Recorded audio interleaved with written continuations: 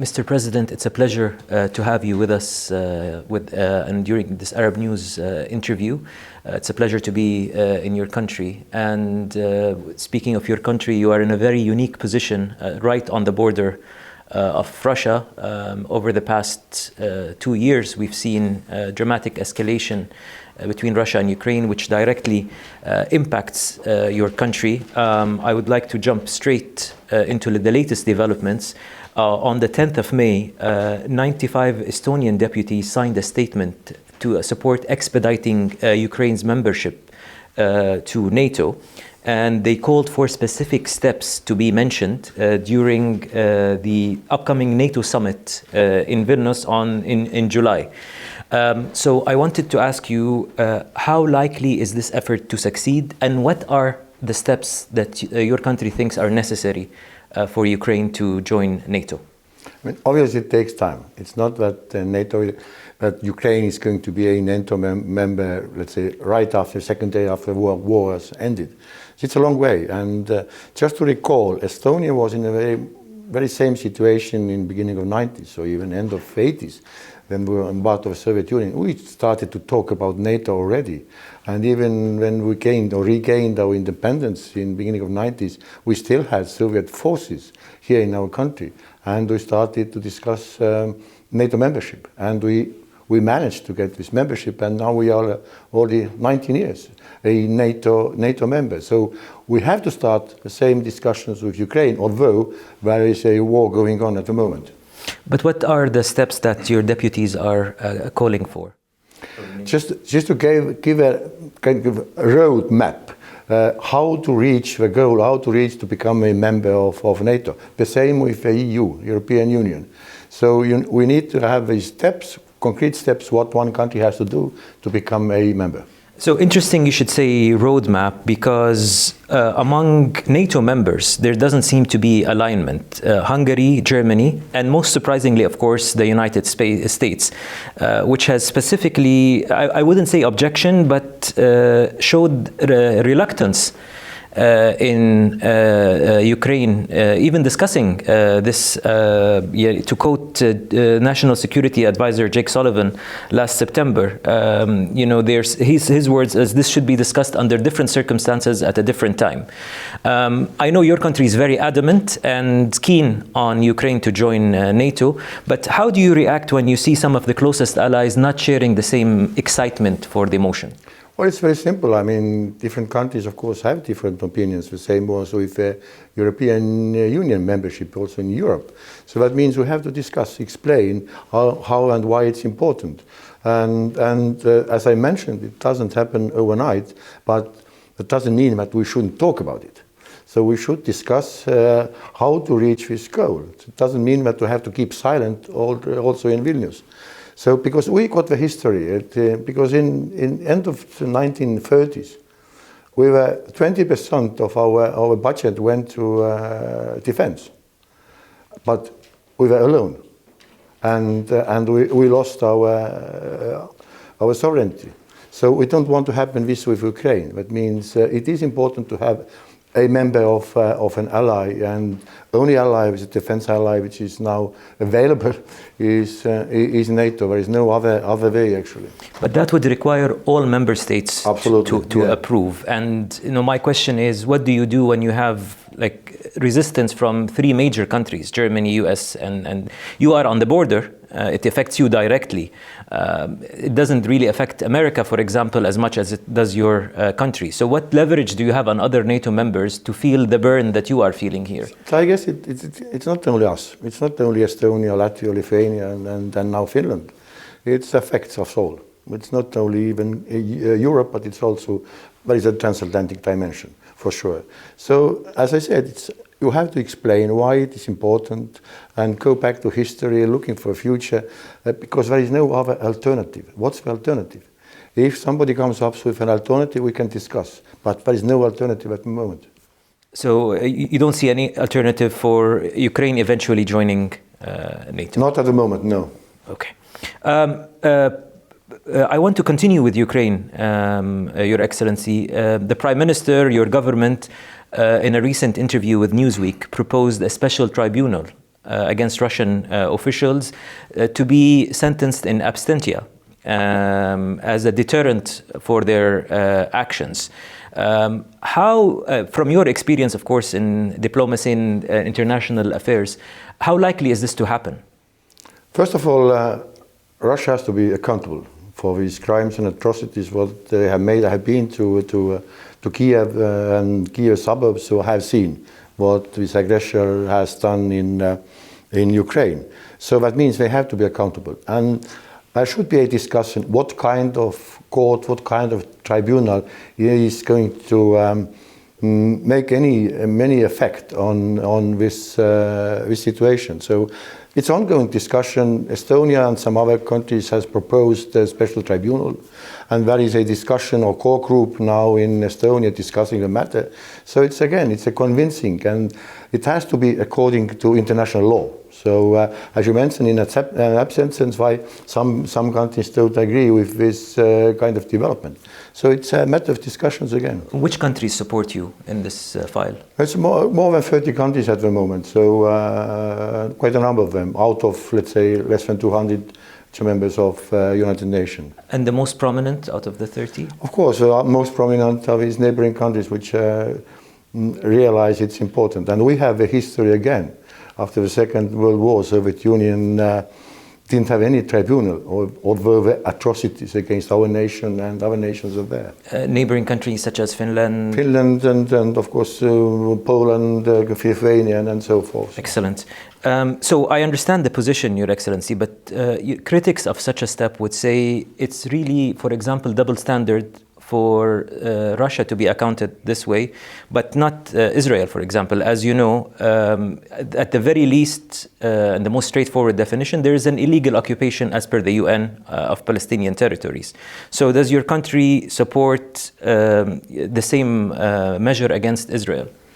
I mean, we're just discussing now about the war in Ukraine and not different conflicts around the world, but other conflicts as well, not only in Israel and Palestine. So it's a case we want to solve first.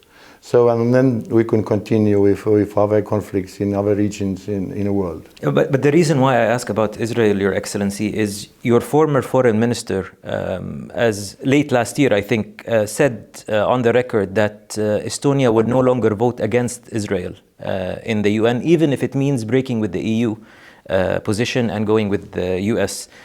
Is this still the case? It's a position of former foreign minister. So, and now we have a new government. You can ask also another new Minister of Foreign Affairs what's his opinion or what's the government opinion. It's difficult to comment. But it's the same Prime Minister. That's for sure, yeah. But the government is different. So.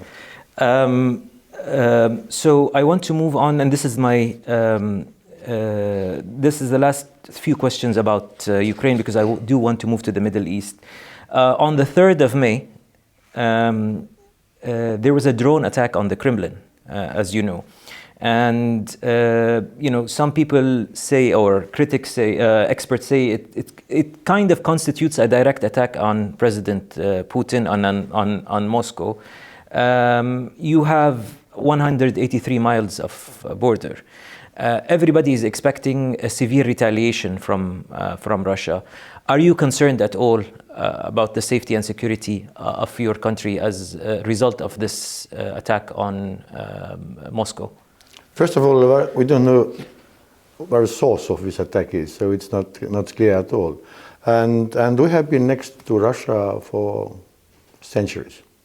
So we know what to expect and what not to expect. So I think we are not afraid of anything. And as I mentioned, we are a member of NATO alliance, and I do believe, and we do believe, that Article 5 still is going to work. So we are not afraid of any threat. Of course, we have to be prepared. That's why we need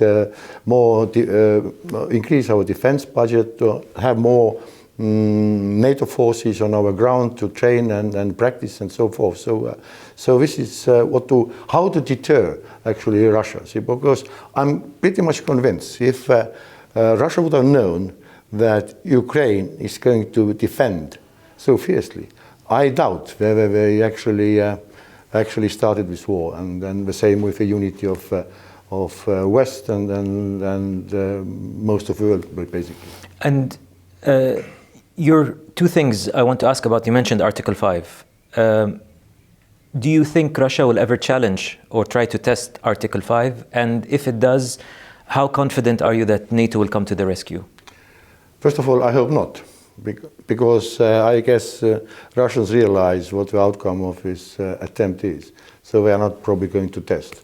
So, and as I said, I am sure Article 5 is working when this might or will happen.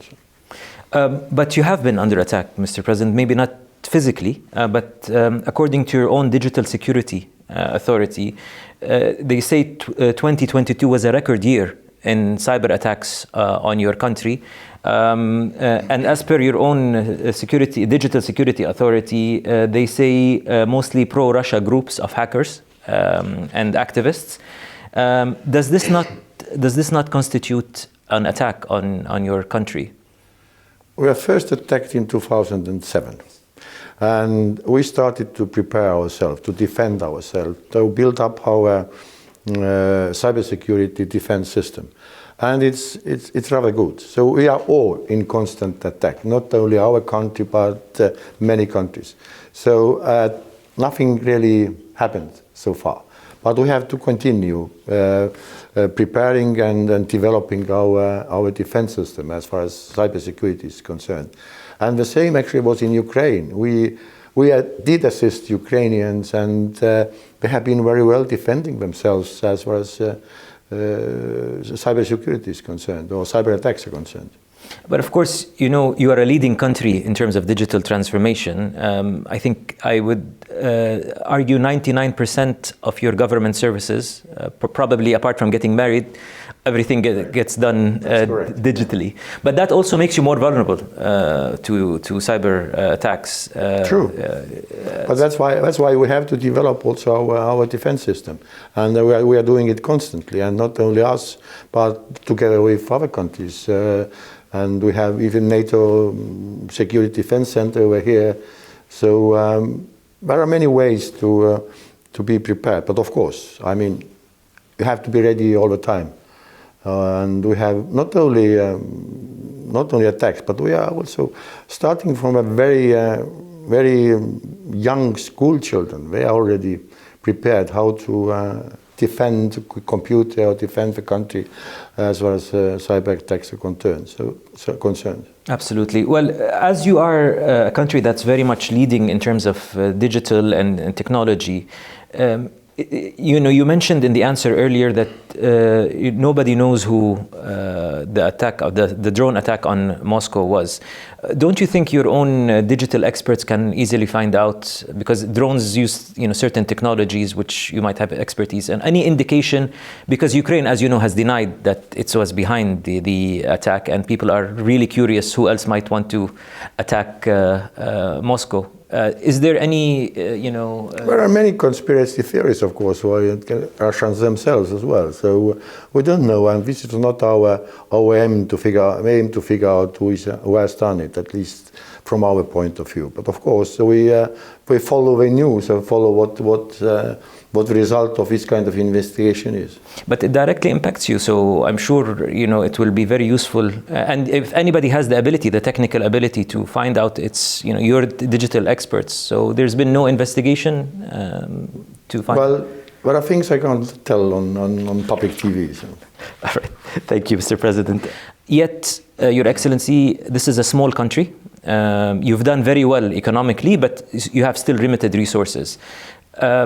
Do you not think this support for Ukraine and allowing all of these refugees to come in is causing a burden on your economy? And how sustainable is your support? So far, we have been able to give shelter, give education to Ukrainian children, giving jobs. But then again, we are not the only ones here, because Finland next door, and they propose that if there are too many, we cannot manage with refugees, they will take them. So that's why you need allies and friends, and then Finland's proposed this option that some of you Ukrainians can go to Finland. But of course, there are also people who are going back to Ukraine, to the regions. There is no war at the moment. So, I mean, if I was Ukrainian, I would want to go back as soon as possible. And quite a number of people do so. And how sustainable, because nobody really knows when the war is going to end. And, you know, you are paying a significant amount of your resources to support Ukraine economically and militarily. How sustainable do you think this could last? Of course, we want the war to end as soon as possible. And I'm not talking about tiredness or fatigue. I mean, journalists also ask, are you not tired or something? We are not tired, and we keep supporting Ukraine as much as possible. Of course, you mentioned we are a small country, limited resources, also military-wise, but we still can provide ammunition and some other things as well. And our people giving humanitarian aid, these numbers are also very high. So we are trying to, but of course, it's not only Estonia, but also US has limited resources if this war lasts dozens of years. So we have to make sure that this war is going to over as soon as possible.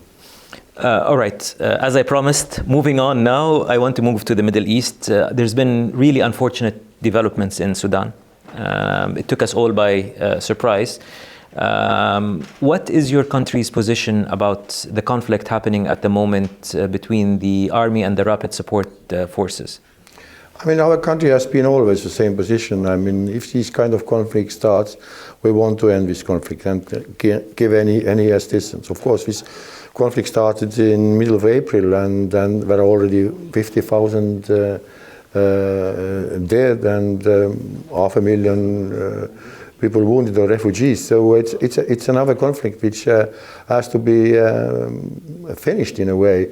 And there are countries like also Saudi Arabia and others who are trying to end this war as soon as possible. But of course, as you mentioned in a previous question, we have limited resources, and we already have so many refugees from Ukraine. So it's impossible to take another, let's say, 10 or 20,000 migrants from Sudan. But of course, there are other countries who have taken and will take probably, like Germany and some others. But of course, there is a burden for these countries who are next door. So, but I think we start more understand what's happening, what kind of migrants are coming from different countries. But of course, there is also a migrant attack. This was started by Russians, actually. It was last year on Polish and Lithuanian border. So it's a different story. We are not migrants, we are not refugees, but we are really forced to kind of, part of a hybrid war.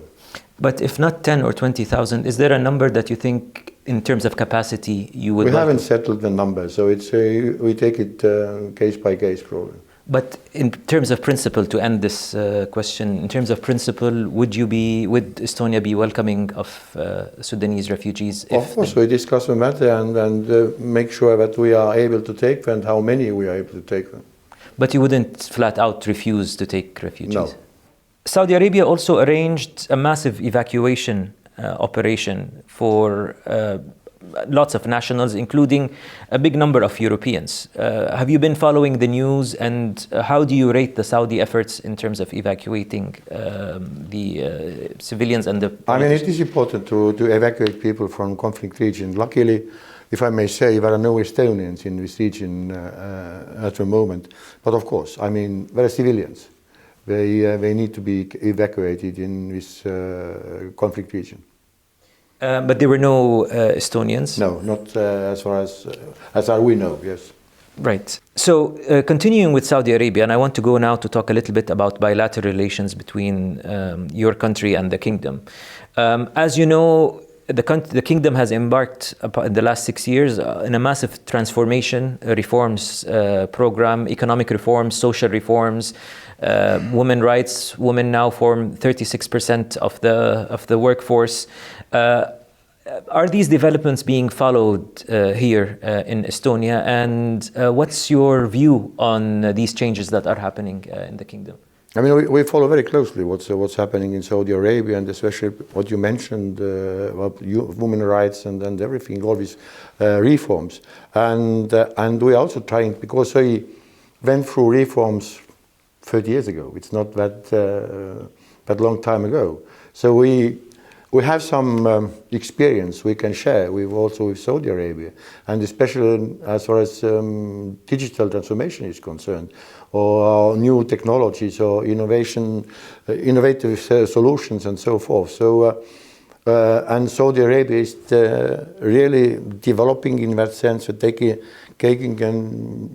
#1 position, I would say, in this region. So, and we are trying to be a part of that transformation and development. Well, there was a delegation from the Kingdom's Digital Government Authority here in Tallinn just last week, actually. And as far as you know, has there been any MOU signed or any framework for the cooperation? Because, as you mentioned, we are leading the way in digital transformation in the Middle East, and you are one of the, I think, the third country as per the UN worldwide. What are the areas of cooperation in terms of, or let me rephrase it this way, how can Estonia help Saudi Arabia in its digital transformation?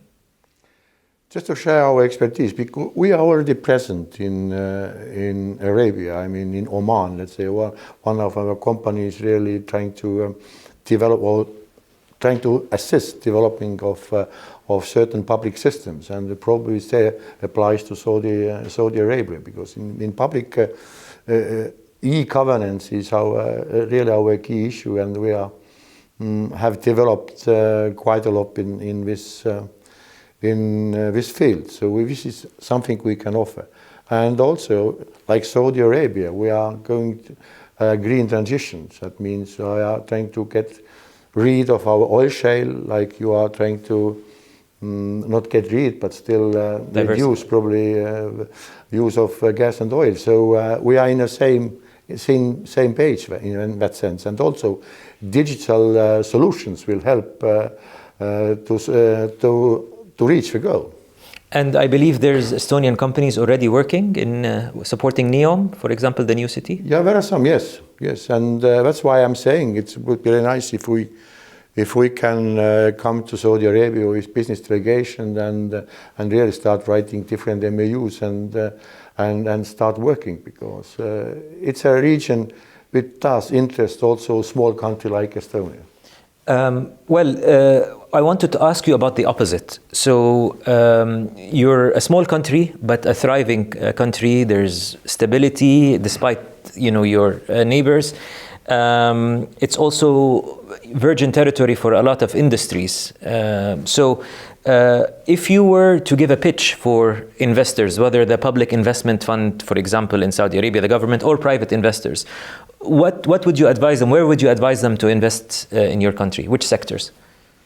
Well, same digital sector and green transition and circling economy and so forth. So, I mean, these are the same things which we are trying to probably develop together. But of course, e-governance and all this digital is, and because Estonia is a country of startups, there are so many startups and 10 unicorns, which is also maybe something to learn from us.